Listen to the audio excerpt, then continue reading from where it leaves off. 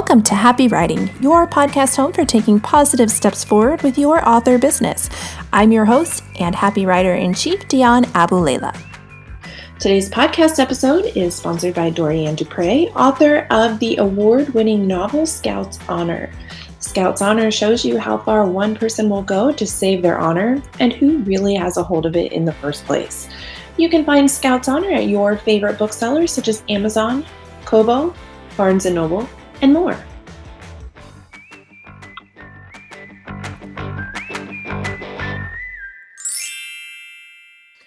Good afternoon, happy writers. Welcome to this week's podcast. I am so excited to be here today with Rachael L. Thompson. She is the founder of Mind, Body, Spirit Entrepreneur, and she's also the author of Mindful Mornings, Daily Meditations and Reflections to Start Your Day Right. So I'm really excited to have Rachael with us today because I believe in the power of the mind and how what you say to yourself really influences and impacts who you are. And I might be on a little bit of a journey to encourage all of you to start taking those steps to being a little bit positive as well. So we are really excited to have Rachael with us today to talk about not only her business, but also her life as an author. And the good thing about Rachael is she's not just an author. She uses her book as a tool to help grow her business. So she has a lot to bring to you today. So welcome to the show, Rachael. We are so excited to have you. Well, thank you. I'm very excited to be here.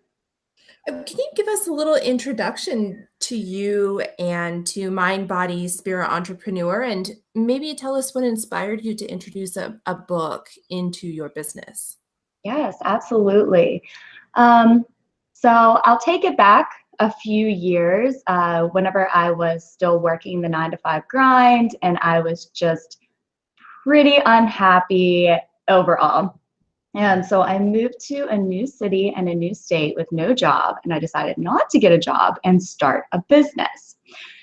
So this was definitely a roller coaster ride. And really what I thought was it was the 9-to-5 that was draining me. And as soon as I found this perfect niche and started an amazing business, that everything in my life would be solved. Well, I quickly learned that starting a business is a lot more stressful than a 9-to-5. And even though my business would do well, there was still something inside of me that was blocking my own happiness. And this was about, I want to say, almost 4 years ago. And that's whenever I really got into a lot of the mindset techniques and the meditation. And just a side note, my background, I actually have my master's in clinical counseling. So I already was very familiar with, the importance of working with the mind. But I guess in my own journey, I sort of shifted from more of a clinical view about the mind to more of a holistic view. And like I said, added in the meditation and affirmations. And since then have really worked every day on myself. And the purpose of Mind, Body, and Spirit Entrepreneur, which is actually the second business I started, was to help people work on themselves on the inside and come from that place of happiness and then search what they're looking for on the outside. Because I think a lot of people did what I did and they looked on the outside first and they thought they would find it there. But you never do unless you're really content and happy on the inside. So that's why I decided to start writing books and, doing different things with Mind, Body, and Spirit Entrepreneur to really promote fostering that happy, healthy mindset. And from that place, searching for, your perfect career or business or your life purpose on the outside. I think we're going to have a lot of authors on here who are a little upset because they think part of being an author is being grumpy. But more goes into mindfulness and the brain training than just putting a smile on your face. And what interests me the most is that you not only have a clinical background, but you've also stepped into the non-clinical side as well. This is not a question I prepared at all, but I'm now curious to know, how do you think the preconceived notions of the clinical side of mental work might hurt or discourage authors from moving forward into the type of work that you're doing now? Mm-hmm. Well, there's a stigma about it. As far as, if you would go get therapy, and I'm a big proponent of therapy, like anytime something feels off, I want to talk to somebody, but there's a stigma about that. And it's kind of like, well, if you seek any sort of clinical help, then, you have to be suffering from, a mental health disorder. And just that term mental health disorder, even though it, really includes a lot of things that a lot of the population deals with, carries that stigma. So we are like, okay, no, we can do this. I'm going to pull myself up from my boots with my, whatever that phrase is, pull myself up from my bootstraps and, kind of put on this happy face and present myself to the world. And nobody has to know about this internal battle that I'm dealing with all the time. And nobody has to know that I'm not really that happy. And maybe I don't even want to admit it to myself because that's no fun. So I think just in general, we don't want anything attached to us that would make the world think that we are not this like perfect person that we want to present to everybody. I know that was kind of like a roundabout way to answer it.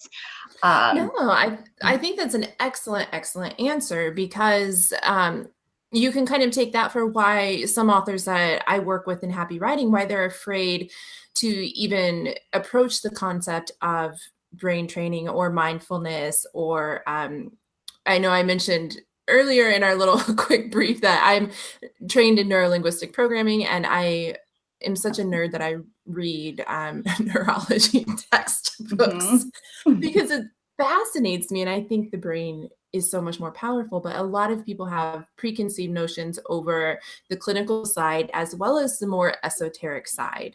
And they're both beautiful. So we both love brain training, and I feel like this would be the perfect time to maybe break down some of the stigma centered around mindfulness and what you do at Mind, Body, Spirit Entrepreneur, and why authors might consider giving this a go instead of being scared of it. Mm-hmm. Well, so what I have come across is people think that it's really woo-woo. They don't understand. They don't really understand it. So that seems to be a big block. And then the second block, well, we already talked about the stigma piece, but then the second block is people don't think they're at a place to start practicing mindfulness or meditation. So people are like, oh, well, I could never do it. Like, I can't quiet my mind. But that is the purpose of mindfulness and meditation. It's kind of like saying, I can't go to the gym until I start working out on my own. It's never going to happen. So the only way you would get in shape is actually going to the gym or doing some sort of workout program. And the same goes for your mind. You can't say, I'm not ready for meditation, I'm not ready for mindfulness, because my mind is just so full of thoughts all the time. I mean, that's the purpose of it. So yeah, it's not woo-woo. I mean, there you can get as woo-woo as you want with meditation and energy work, but it can also be very strictly things that have been scientifically researched and studied, and there are countless research studies. And in a lot of the programs I offer and the books I write, I like to reference studies because I know people are very set on, I need scientific proof that this works. And there's plenty of that.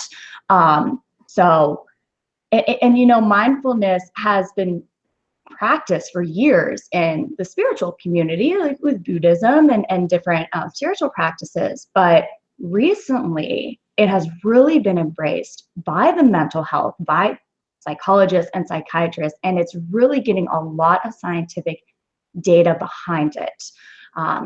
So yes, it is a concrete practice that has been scientifically proven, and also you can start wherever you're at. You don't have to be able to sit down and meditate for an hour to start this practice. You can start with 5 minutes at a time.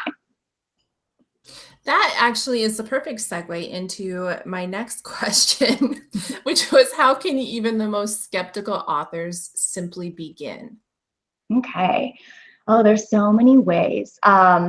So what I would encourage anybody to try, okay? So if you're, and we can all relate to the situation where we are writing a book, or we, just have 50 million things that we have to do, and our mind is going just a million miles a second. And it's just, we're not centered, we're not calm. You can feel it in your body. Maybe you're experiencing anxiety symptoms or stress symptoms, like your heart rate's increased, or you can't get a deep breath in, or whatever that might be. So anytime you're in that situation where you're just feeling stress, just take a couple minutes. That's all you have to do. Everybody has time for a couple minutes. Set a timer for like 3 minutes. That's it. And focus only on your breath. And breathe in for a count of 4 and count your breath. And as you breathe in, make sure that you breathe into your stomach, because whenever we are stressed out, we take very shallow breaths and we breathe into our chest, and we're really not giving our body the oxygen that it needs.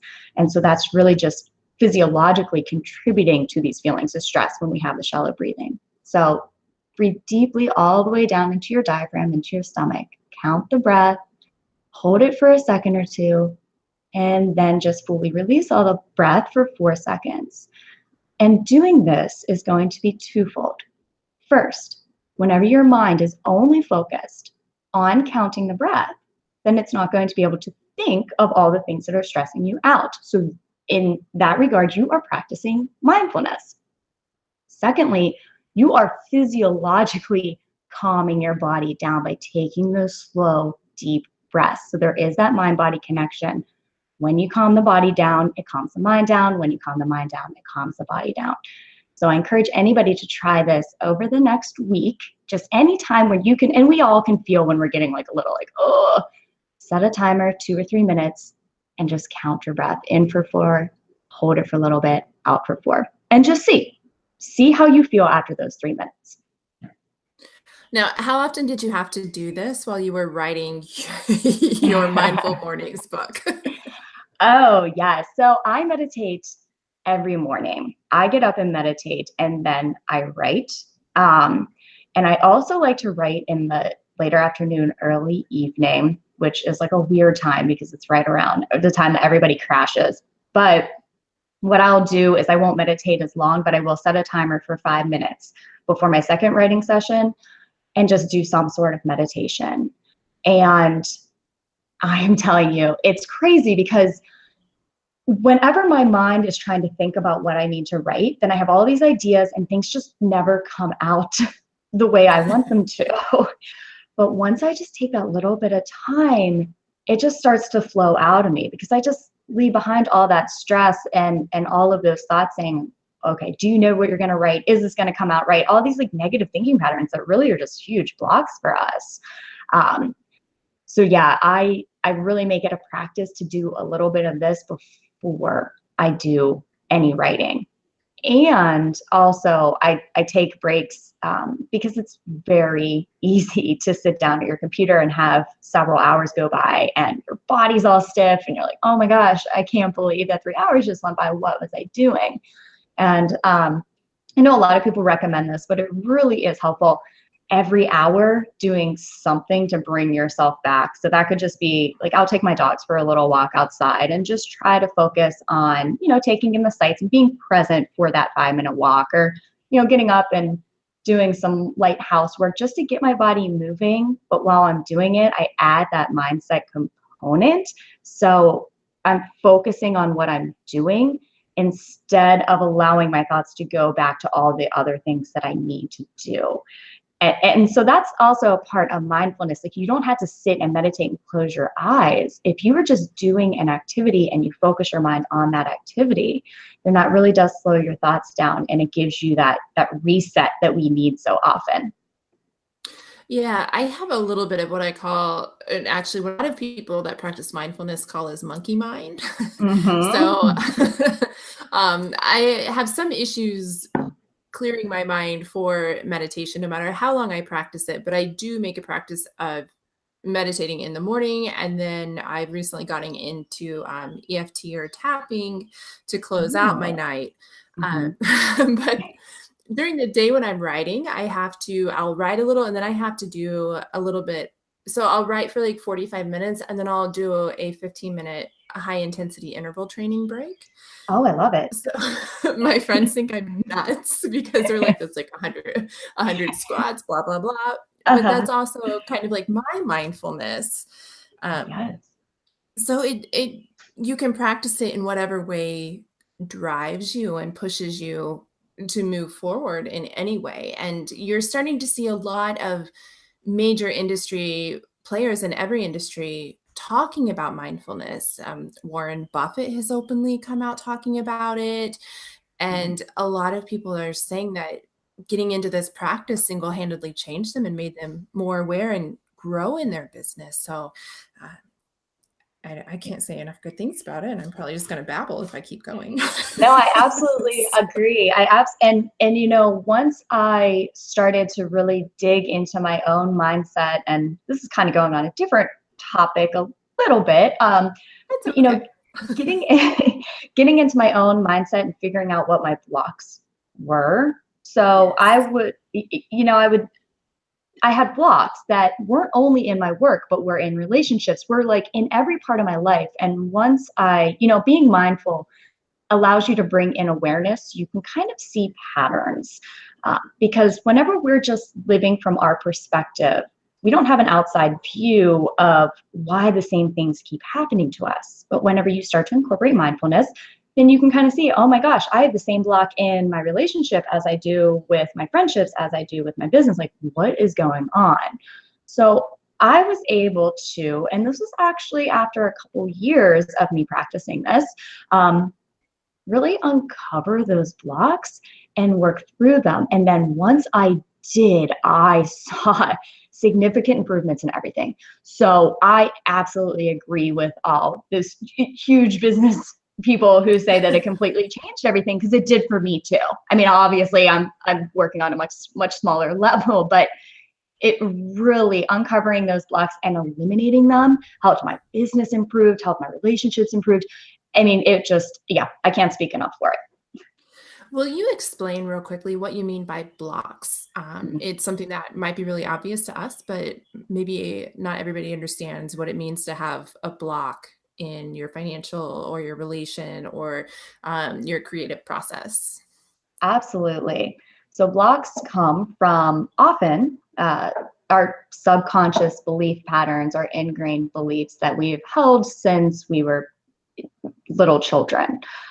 So in particular, my main block was not feeling worthy.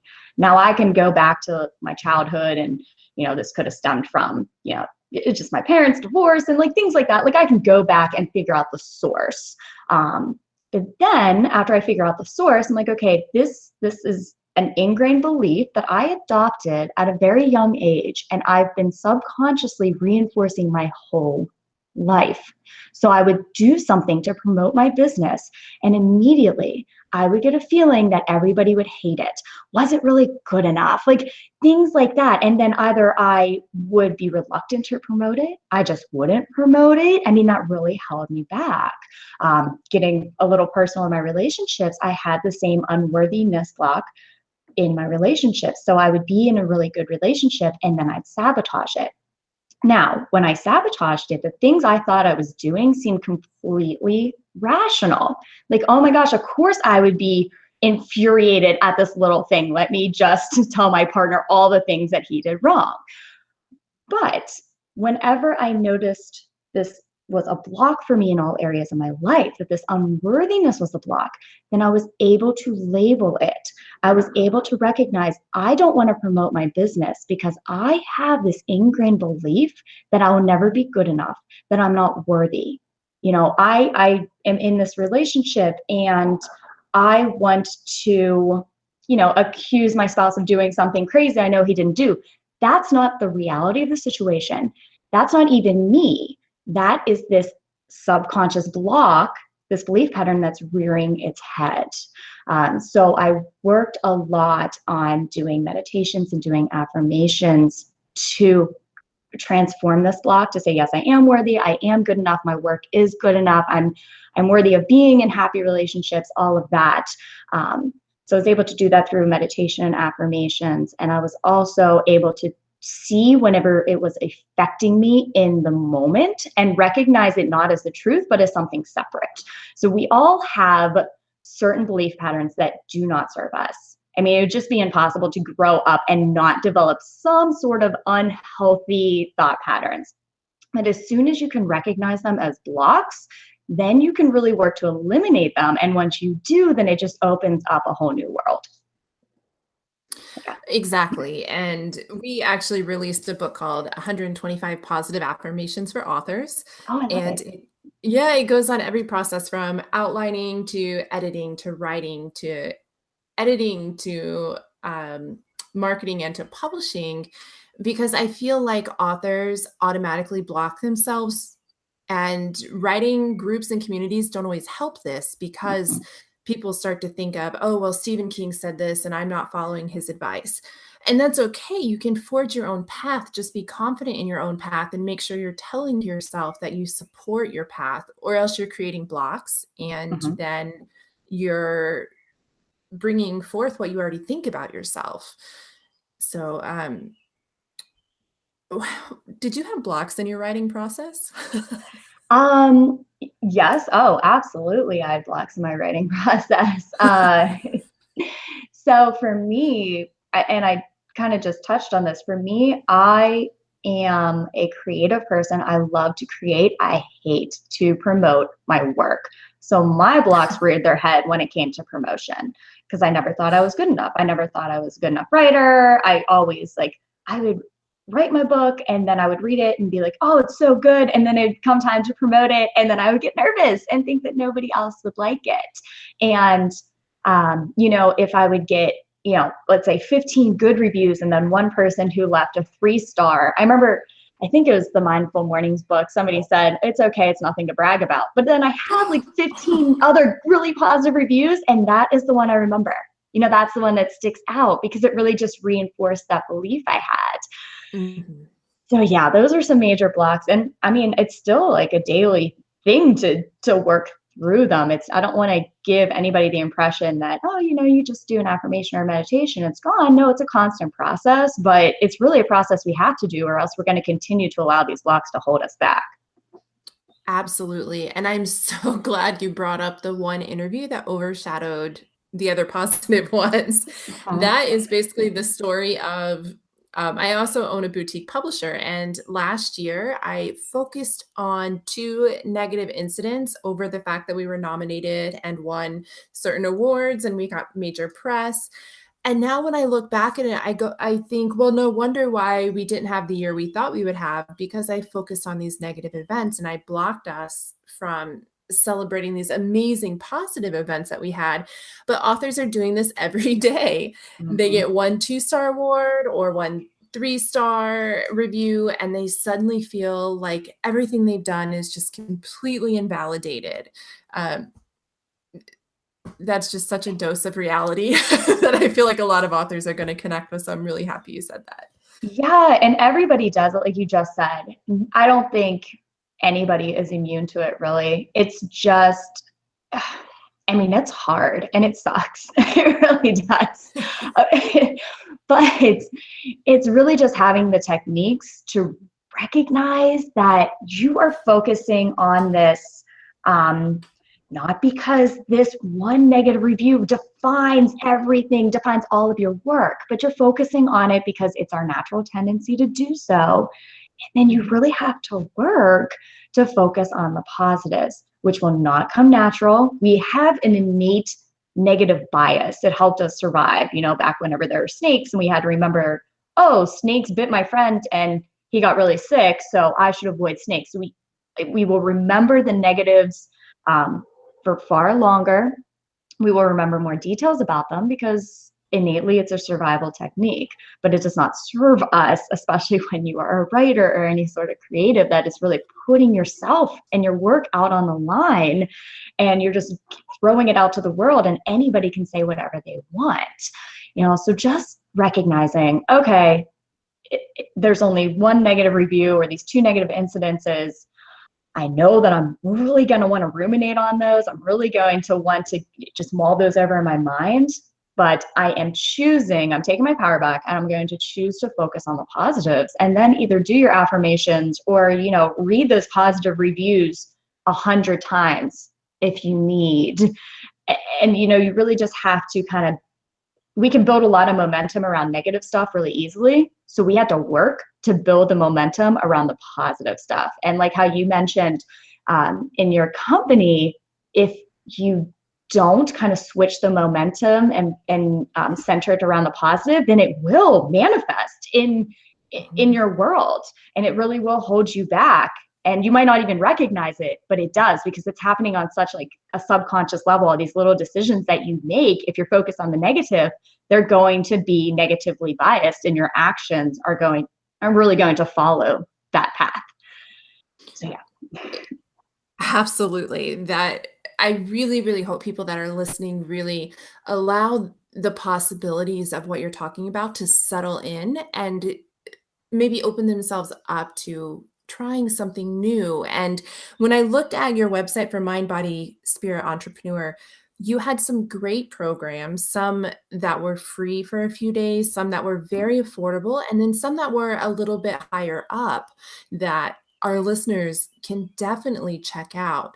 Can you tell them a little bit about the programs that you offer, and then where they can find you, how to get to Mind, Body, Spirit Entrepreneur if they want to work with you further?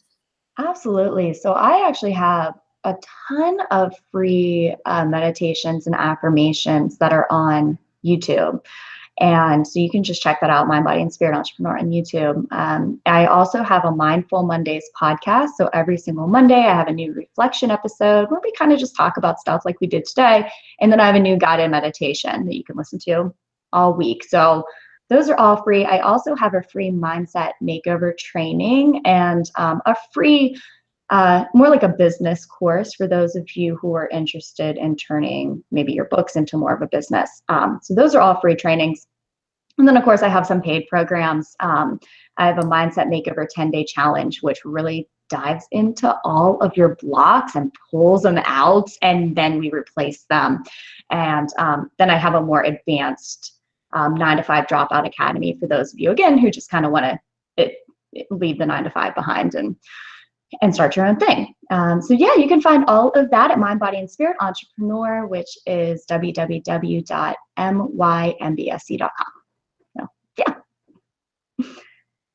That's so great. I really hope our listeners get over there and take a look, because like we have talked about, affirmations are an amazing thing. Even if you just simply start with one active power phrase every single day. So a couple episodes ago, we actually had James Goy on, who is a financial manifestation guru. We talked a little bit about this and blocks with him as well. But on that podcast, I mentioned that I have a notebook and I wake up every morning and I write a power statement, and it says, I am. And then my word of the year is brave. So I always start, I am brave. And then I put 2 other power words for the day. And that is my phrase of the day. And it carries me through, and it has done amazing things. So it's something simple. And if I forget to sit down and meditate, or my monkey mind takes over, which it does for anybody who's been practicing, it can come in at any time. I at least have my power affirmation. I love that. I really love that. That is such a great idea. And yeah, just like a power journal even too, because in that journal is nothing but one line every single day. And it's just a buildup of powerful thoughts. So for me, it's very strong. Oh yes, I love that. And just one more note, because that just reminded me of something. Meditation affirmations, they don't have to be hard. They don't have to be complicated. Like you just said, you only need that one statement. And anytime you start to doubt yourself, just bring yourself back to that statement. It's really that simple. It's not always easy to do, but it is that simple to do. It is. It can be as simple or as complicated as you want it to be. And so if you're scared of even jumping, or a lot of people don't even start because they're blocked from thinking that they can do this, start as simple as you have to. Even, I mean, if you're writing a book, you had to start with that very first line and that very first word, and think of all the courage it took just to do that. So This has been such a great chat, and I could definitely talk to you some more. So I am so thankful that you came onto our show today, Rachael. And I really hope that our listeners go over to Mind, Body, and Spirit Entrepreneur and check you out. So if you've loved hearing what Rachael had to say, we are going to have all of the links to her website and socials inside of our podcast description. If you came to us via social media, from Instagram, from Twitter, or our Facebook page, then all of her links are also in the post that led you here. So go back over there and click over to Rachael's website and get some of this positive mindfulness and affirmations and trainings for yourself. So once again, Rachael, thank you so much. And I hope that you have a fantastic afternoon. Thank you so much for having me. I really enjoyed it. We want to thank you for joining us today for the Happy Writing Podcast. And as always, don't forget to head over to happywriting.co and take advantage of that $5 deal just for listening to our podcast. You can join the Author Lounge for $5 for your first 3 months using the code Happy Podcast. If you want to sponsor a future episode, you can also find that information under happywriting.co/podcast. We look forward to seeing you next Tuesday at 12 p.m. Eastern Standard Time for our next author interview.